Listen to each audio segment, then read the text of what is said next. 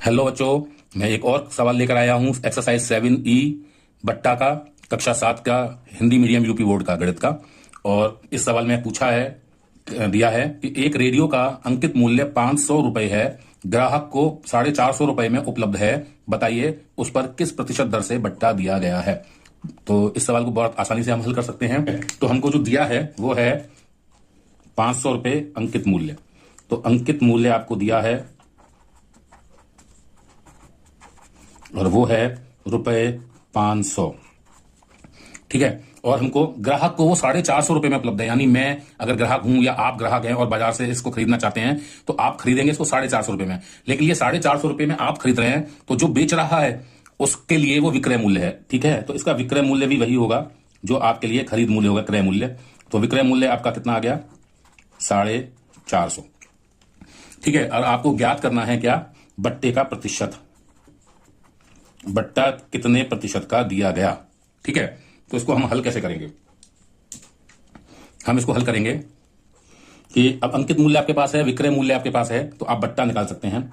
तो चूंकि बट्टा जो होता है वो होता है अंकित मूल्य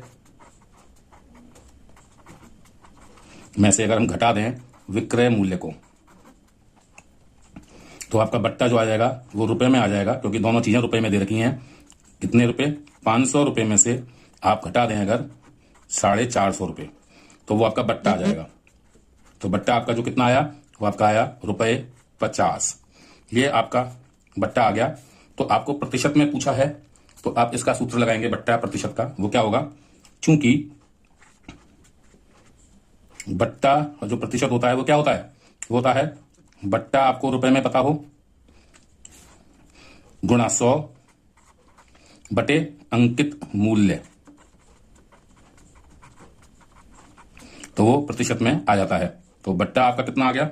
बट्टा रुपए में आपको दिया हुआ है 50 रुपए